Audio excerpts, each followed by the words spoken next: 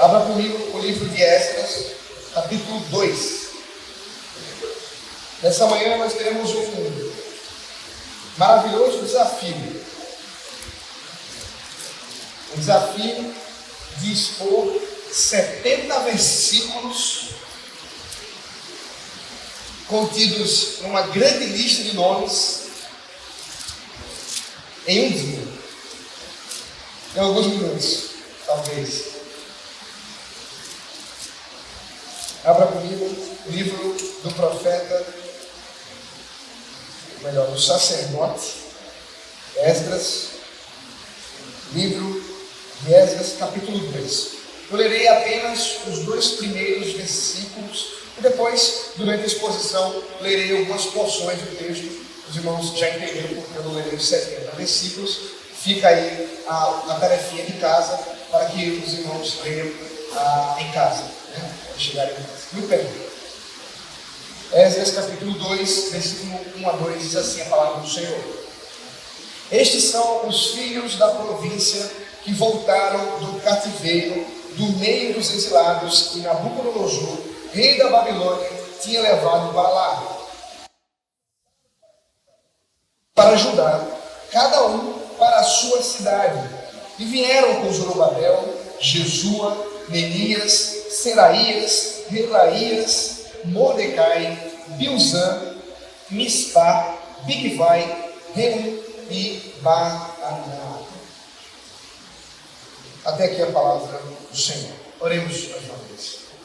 Ó Deus, é a tua palavra que desejamos ouvir, é a tua voz que desejamos compreender. Ó Deus, abençoa-nos nessa manhã, que sejamos edificados por tua santa palavra, que as palavras dos meus lábios e o meditar do meu coração, Senhor, sejam agradáveis a ti. Em nome de Jesus Cristo. Amém. Os irmãos já perceberam a ilustração com as crianças, eu volto a ela. Nessa semana nós fomos bombardeados pelas mídias, não só essa semana, já há algum tempo que se discute, se reflete sobre essa questão do tal do coronavírus, que aparentemente chegou em terras brasileiras. E as coisas ficam tanto quanto confusas, porque vamos observando, e o presbítero Reginaldo, que trabalha com farmácia, estava me contando o desespero. Muitas pessoas correndo para as farmácias para comprar álcool gel, para comprar máscara, para comprar luvas. E se você faz parte de algum grupo de WhatsApp, se você não faz, isso provavelmente não existe, você deve ter recebido uma série de compartilhamentos dos mais variados acontecimentos. Teve um até que me mandaram, não me mandaram para um amigo que eu conheço, que é álcool gel não serve, você tem que lavar a mão com vinagre. Então você vai vendo as coisas vão crescendo, as pessoas vão ficando tanto quanto desesperadas no meio de toda essa situação. E por um lado, portanto, vemos esse grupo de pessoas à espera desse apocalipse hollywoodiano, né? Talvez porque tenha sido muitos filmes, não sei se foi o Walking Dead, ou sei lá o que mexeu com o coração dessas pessoas, mas elas estão basicamente aguardando um apocalipse zumbi. E por isso, né, tem toda essa expectativa. Por outro lado, nós temos um outro grupo imprudente. E eu vi um cartaz, eu não sei exatamente onde é que ia ser o evento, também não me interessa, mas era a unção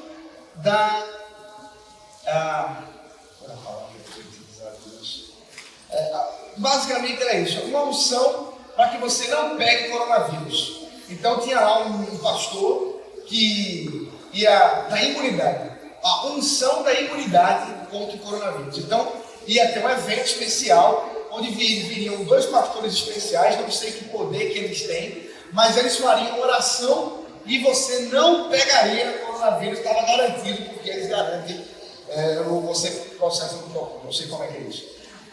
Mas observe então o entendimento equivocado muitas vezes e um desconhecimento profundo sobre quem é Deus e a sua palavra. E pensando nessas coisas, meditando inclusive na palavra de Deus, a partir do texto que acabamos de ler, eu escrevi até alguma coisa no Facebook e surgiu já alguém que disse assim: é verdade, pastor, você está dizendo isso aí, a gente tem que tomar cuidado, mas eu sei que quem é fiel e quem é justo não passa por essas coisas. Quem é fiel e justo, essas coisas não acontecem. Portanto, meus irmãos, nós temos observado duas reações, e não só a respeito disso, estou usando esse exemplo do coronavírus, mas na verdade, nós muitas vezes reagimos assim. Muitas vezes nós tememos certas coisas da nossa vida.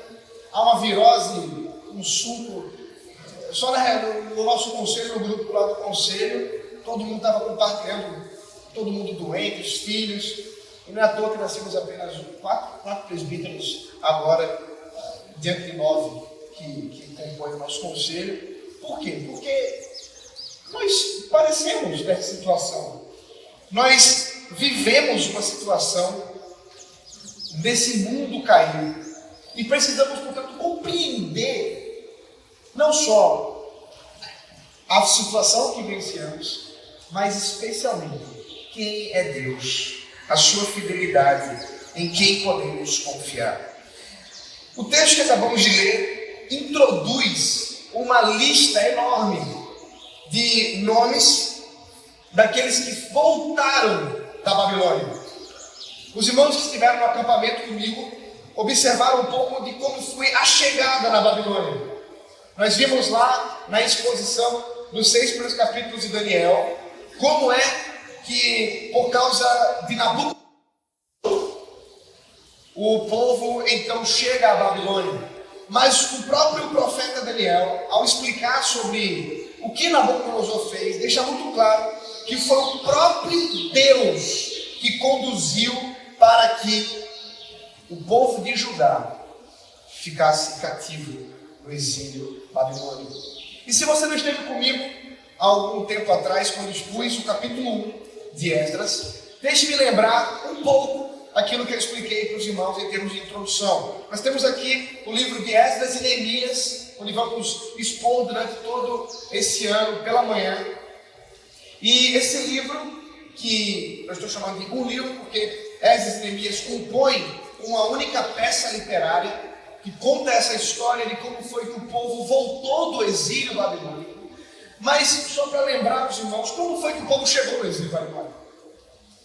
Acontece que desde a divisão dos reinos, quando 10 tribos de Israel se puseram contra o reinado de Judá e de Jerusalém, contra a linhagem de Davi, especialmente a linhagem de Salomão, e fizeram, portanto, uma nova sede em Samaria para Israel. As outras 2 tribos se mantiveram em Jerusalém. Nós temos essa divisão dos reinos.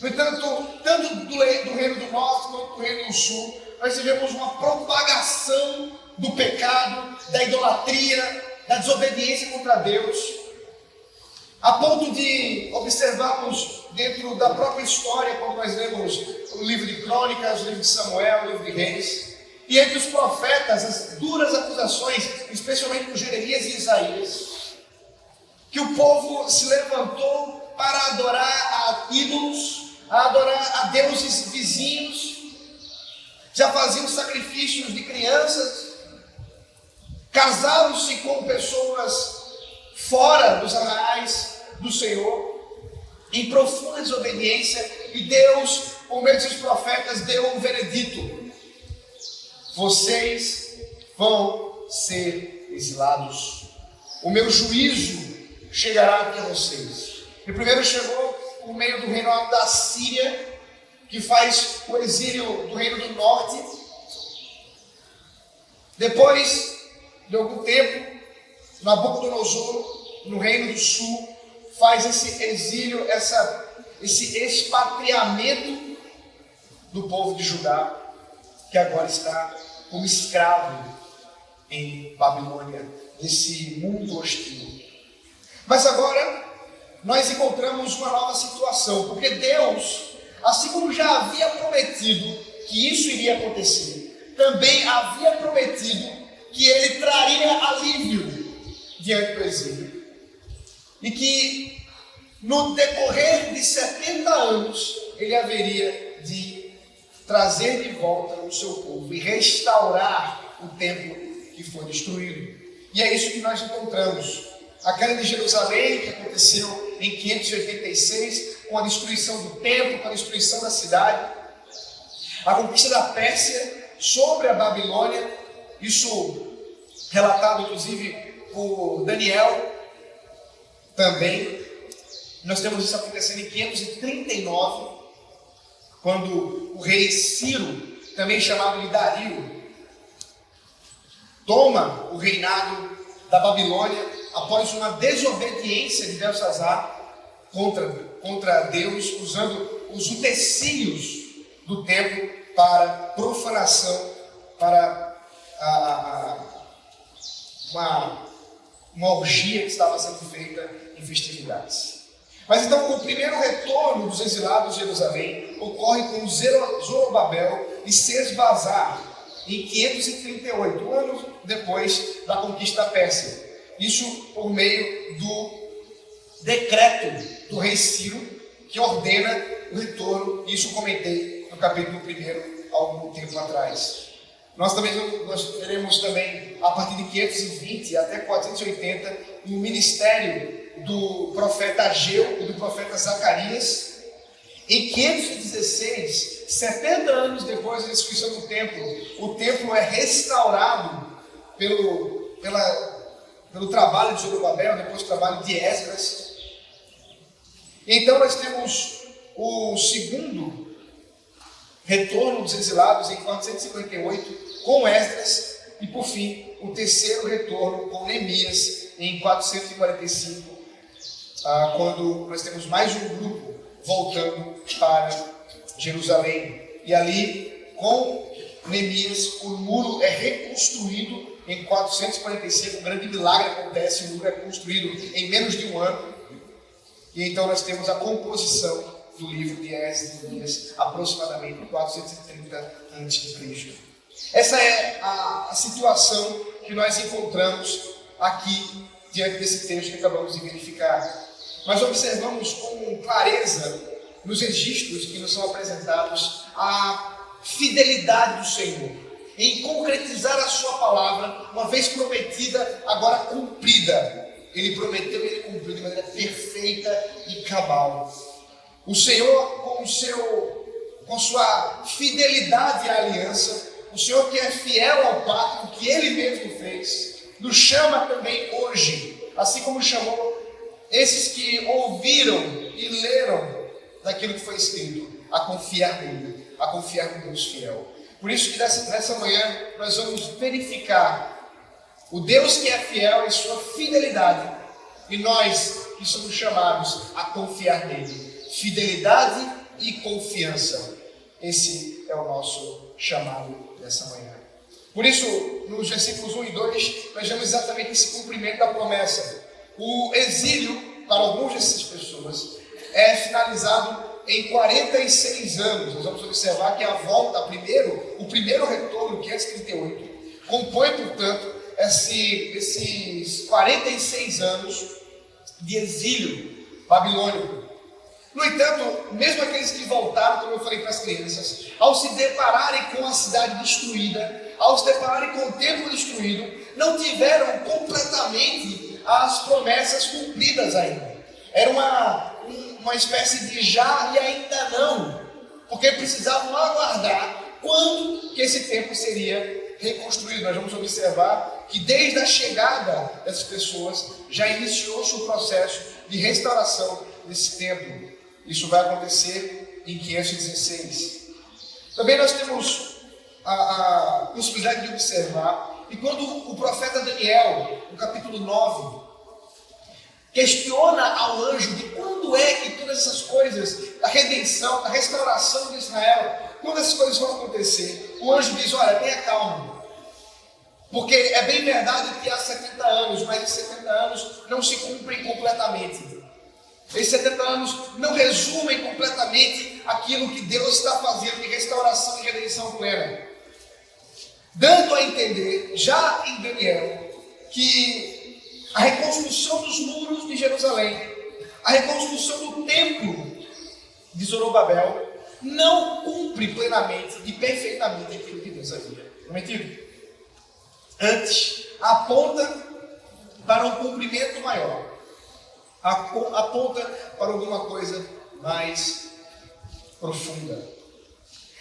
Ainda interessante observar esses dois primeiros versículos, que o texto dá a entender, ao dizer que dentre aqueles exilados, estes são os que voltaram, o que significa que havia aqueles que não voltaram, aqueles que ficaram no exílio, seja porque morreram durante o tempo que ali passaram, seja porque não quiseram voltar para Jerusalém.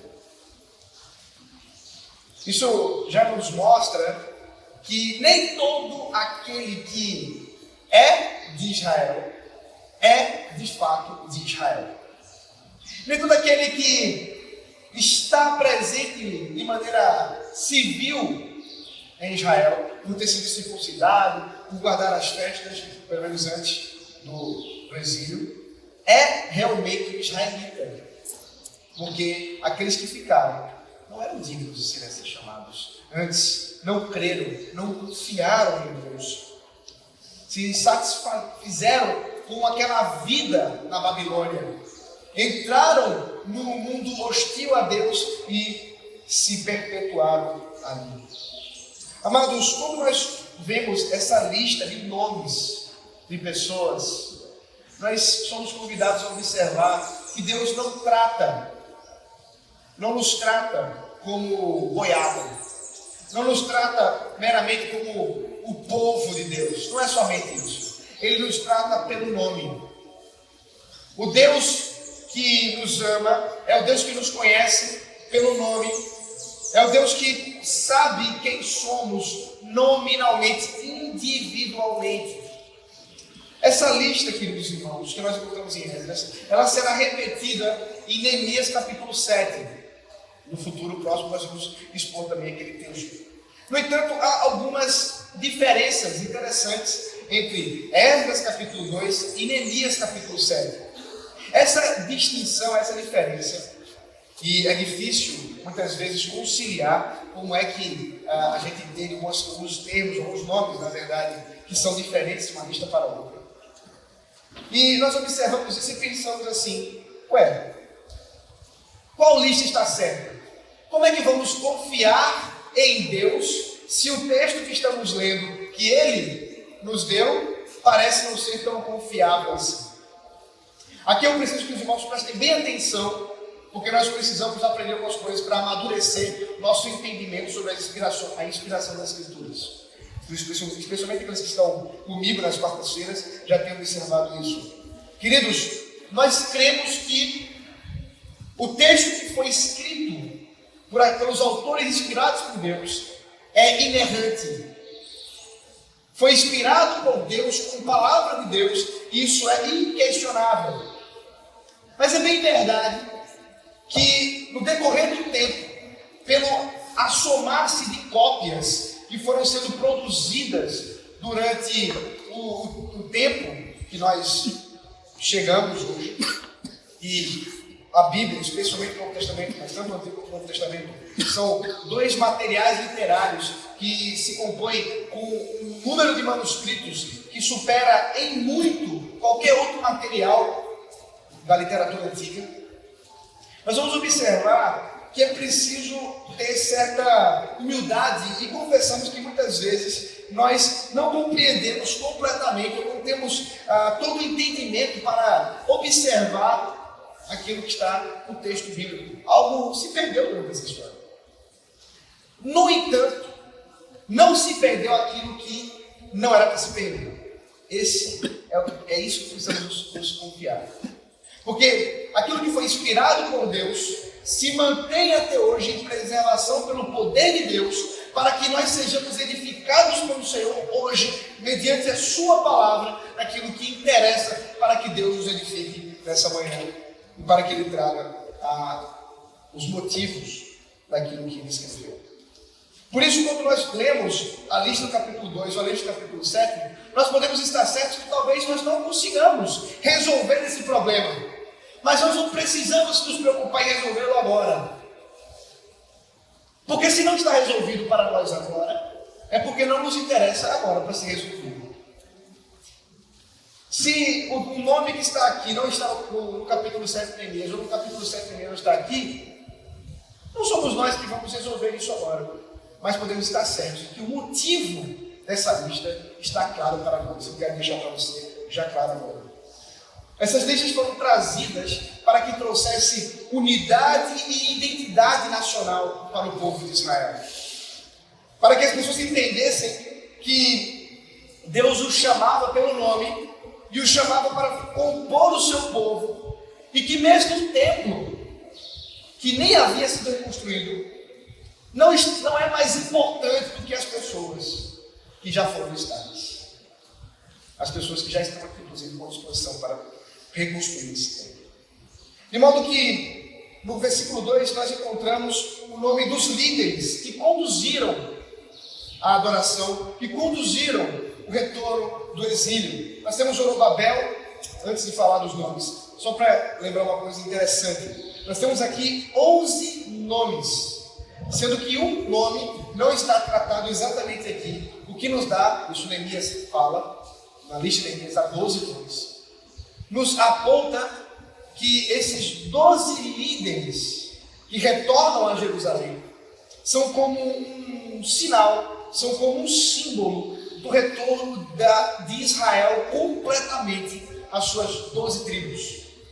Porque assim como foram 12 tribos que foram exiladas, também foram 12 líderes que foram trazidos. Assim como são 12 discípulos que foram chamados por Jesus. Esse 12 traz essa ideia do cumprimento da fidelidade do Senhor em trazer aqueles que foram expatriados para de volta, assim como ele desejava, assim como ele queria. Nós temos Zorobabel, portanto, o primeiro nome, que é quem retorna no primeiro momento. Ele juntamente com Sesbazar, que é o nome que foi citado aqui, isso está no livro do profeta Ageu, capítulo 1, versículo 1. Nós observamos que Zorobabel era descendente de Davi e está presente, inclusive, nas genealogias tanto de Mateus quanto de Lucas, de Jesus. O que também é mais uma coisa importante para lembrarmos da fidelidade do Senhor. O Senhor está conduzindo não só um retorno dos exilados, mas Ele está conduzindo uma história da redenção. Porque observe que é porque Zorobabel retorna a Jerusalém e dá continuidade à sua família que nós vamos ter Jesus sendo trazido para nós. Então, o retorno do povo de Israel, do povo de Deus a Jerusalém, não é meramente um evento histórico, não é meramente alguma coisa que aconteceu naquele momento no passado e que não nos interessa. Mas é importante observarmos que isso faz parte de uma grande história da redenção que o próprio Deus está conduzindo, da qual eu e você fazemos parte hoje, porque nós somos inseridos nessa história da redenção, tal qual esses irmãos também foram inseridos. Por isso nós somos convidados a observar o que está acontecendo aqui, para verificarmos nessa história aquilo que o próprio Deus fez e que diz a respeito dele, para que nós hoje confiemos nele como aquele povo confiou. E assim, nós observamos não só Zorobabel, mas também nós observamos Jesua, que é citado no texto, também chamado de Josué, em outros livros, que é o neto do último sacerdote antes do exílio. Então nós vemos a continuidade também do trabalho sacerdotal. Na realidade, você vai observar que nas listas nós vamos encontrar o nome também dos sacerdotes que voltaram a Jerusalém. Nós temos também Seraías, que é o pai de Esdras e também era sacerdote. E alguns outros nomes que nós não temos clareza para saber de quem se trata. Inclusive Neemias, alguns suspeitam que seja o próprio Neemias, que depois será apresentado no seu livro, mas pode ser também, até porque é um nome comum, que fosse um outro Neemias que também serviu como líder. O importante é lembrarmos que toda essa lista é um grande apanhado de todos aqueles que voltaram para Jerusalém, desde Zorobabel até a volta com Neemias. Nós observamos, portanto, a partir do versículo 3 dessa lista, um povo escolhido e um povo comprometido com o Deus fiel, o Deus da aliança. É uma longa lista, eu não vou ler para os irmãos, mas nós podemos observar como ela foi organizada. Primeiro, nós encontramos aqui pessoas que são chamadas pelos nomes de seus familiares e outras pessoas que são chamadas pela região que moravam. São aqueles que eram os leigos. Isso você vai encontrar no versículo 3 ao versículo 35. Depois nós temos os sacerdotes, do versículo 36 ao versículo 39, que aponta para essa manutenção, essa continuidade da hierarquia sacerdotal, porque era interessante para Deus que nesse momento isso fosse continuado, para que quando o Senhor Jesus Cristo viesse, isso fosse abolido para o sacerdócio real que ele instaurou quando veio. Nós temos também, no versículo 40 ao 42, os levitas, que trabalhavam no templo, mas que, exatamente por causa de sua própria desobediência, nós vamos encontrar isso em Jeremias e em Isaías, a desobediência dos levitas, que estavam em exílio e agora retornavam para trabalhar na cidade de Jerusalém, ainda que não houvesse tempo, precisavam aguardar para que pudessem ter as suas funções restabelecidas. Nós temos também dentre os levitas os cantores e os porteiros, que trabalhavam tanto na área da música, como aqueles que trabalhavam na área diaconal, no serviço do templo. Aqueles também que eram os servidores do templo, nós vamos encontrar a partir do versículo 43 ao 58, os servidores do templo e os descendentes de Salomão. Servidores do templo, pelo próprio nome que nós temos aqui, eram pessoas que foram estrangeiros, eram servos estrangeiros, que talvez tivessem sido escravizados e que trabalhavam não mais como escravos, mas por meio de algum tipo de salário no templo. E essas pessoas, portanto, eram prosélitos da parte do próprio Israel. O que nos aponta já aqui o chamado de Deus para chamar um povo para si, não só dentre aqueles que são de Israel, como filhos de Israel, mas aqueles também que são de outros povos, para serem convertidos e transformados filhos do nosso Senhor. Nós temos a partir do versículo 59 a 63 uma questão interessante. Veja aí comigo a partir do versículo 59. Eu vou pular os nomes, só para a gente ganhar um tempo. 62, veja o versículo 62. Estes, que foram lidos no versículo 59, procuraram os registros nos livros genealógicos, porém não acharam, por isso foram considerados impuros para o sacerdócio. O governador lhes disse que não comesse das coisas sagradas, até que se levantasse o sacerdote capaz de decidir a questão por meio de mim e Tumim. Então, até mesmo aqueles que tentaram encontrar sua genealogia e não acharam, estavam ali presentes, porém não podiam ser tratados como sacerdotes, não podiam comprovar o seu trabalho, a sua linhagem sacerdotal, por isso eram impuros para servir no templo, e através de Urim e Tumim eles seriam descortinados, eles seriam descobertos. Lembrando que Urim e Tumim era uma modalidade de descobrir a vontade de Deus. Naquele período, o sacerdote ele usava algum tipo de pedra, algum tipo de madeira, não sabe exatamente como é que ele articulava isso. Então, jogava e aí descobria por meio de uma combinação qual era a vontade de Deus. Sim, não, espere, eu não sei exatamente como isso acontecia. Não só eu não sei, mas também outras pessoas, os comentaristas também não sabem exatamente como isso acontecia. Portanto, nós temos aqui a situação de pessoas que estavam sem registro, talvez fossem inclusive prosélitos, pessoas que não tivessem realmente uma linhagem de Israel. O texto vai caminhando para o seu fim, quando nos dá no versículo 64 um resumo de todas essas pessoas. O interessante é que o total apresentado no versículo 64 é 11 mil a mais que a soma dos anteriores. O motivo provavelmente é que nós não temos o nome de mulheres aqui nessa lista. As mulheres são contadas depois, e apesar do número ser pequeno de mulheres, aponta talvez para o caso de um grande número de homens solteiros que vieram para Jerusalém.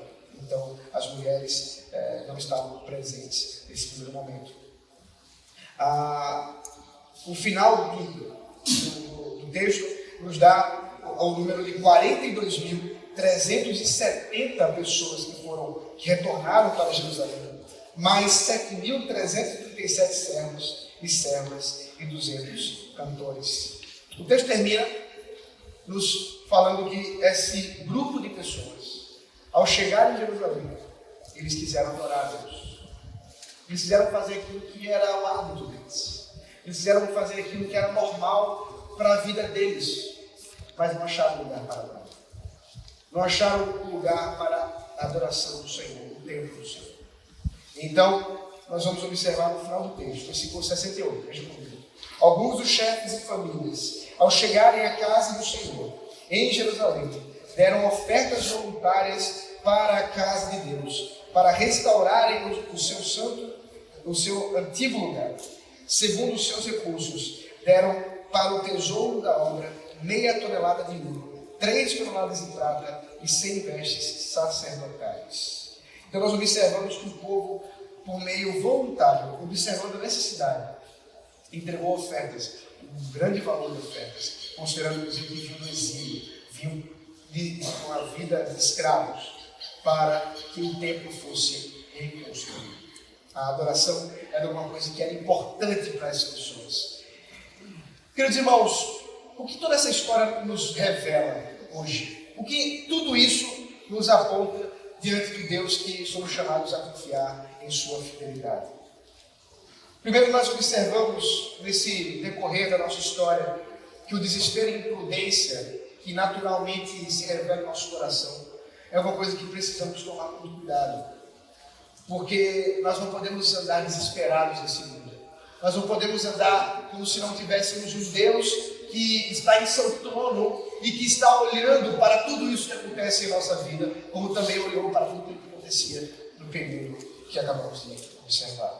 Isso demonstra um profundo desconhecimento e falta de intimidade para com Deus. De modo que somos chamados a conhecer a Deus, nós somos chamados a termos intimidade com o Senhor, porque é conhecendo o Deus fiel e as suas promessas que poderemos descansar nosso coração, que podemos ter paz em nosso coração. Esses irmãos, ao voltarem para Jerusalém e encontrarem aquelas ruínas, foram chamados em gratidão ao Senhor, em confiança ao Senhor, para adorar a Deus. Então observe que confiar em Deus é um chamado também para adorar a Deus. Confiar no Senhor tem tudo a ver com a glória de Deus. Quando nós confiamos em Deus, quanto mais confiamos em Deus, por maior e mais difícil que seja a situação, mais Deus é glorificado. Isso é interessante. Quando a igreja primitiva, no olho do furacão das perseguições, glorificava a Deus no martírio, os irmãos que sobreviviam, os irmãos que verificavam a fidelidade daqueles que eram martirizados, perceberam que Deus era glorificado nisso. E a tradição estabelecida é que eles podiam celebrar e serem lembrados pela fidelidade de Deus e fidelidade daquele e confiança daquele que até o fim esteve com o Senhor naquele dia que morreu. E é por isso que os dias dos santos foram criados. A igreja começou a lembrar do martírio de irmãos queridos, levados às feras, levados à crucificação, levados a serem queimados vivos, à decapitação. E nesse dia em que eles morriam, era registrado na igreja o dia de tal irmão, porque é o dia que ele foi levado para o Senhor, para a glória de Deus. E assim iniciou o processo daquilo que hoje nós chamamos de Dia dos Santos, que se terminou distorcendo para uma adoração, uma veneração daqueles santos. Mas havia um motivo interessante, um princípio saudável para com a igreja, entender que no momento em que nós estamos sofrendo, no momento em que nós estamos numa situação em que os nossos olhos não enxergam um motivo para confiar, e assim mesmo nós confiamos no Senhor, pela fé no Deus fiel. nós glorificamos a Deus, nós adoramos a Deus. Essa adoração, portanto, ela redunda em glória a Deus, em sermos comprometidos com o culto ao Senhor. Porque o Deus que é fiel a si. É fiel a Ele mesmo. É fiel às suas próprias promessas que Ele mesmo estabeleceu. É fiel àquele que não tem variação de mudança. Àquele que jamais muda, o nosso Deus. É por isso que quando nós adoramos ao Senhor e exaltamos o seu santo nome, nós podemos estar certos que fazemos isso ao Deus que não falha, ao Deus que não depende de nós. E nós vamos cantar agora o hino que reflete bem essa história. Porque quando cantamos que Deus é fiel, nós não dizemos que Ele é fiel a mim. Observe bem a letra. Nós dizemos que Ele é fiel assim como? A si mesmo. É fiel às suas próprias promessas. É fiel àquele que jamais falha. E a fidelidade dele é a mim, porque Ele é fiel a si mesmo. E nós podemos estar convictos que nesse mundo tenebroso, nesse mundo de doenças, nesse mundo de morte, nesse mundo de sofrimento, o Senhor nos chama essa manhã a confiar nele.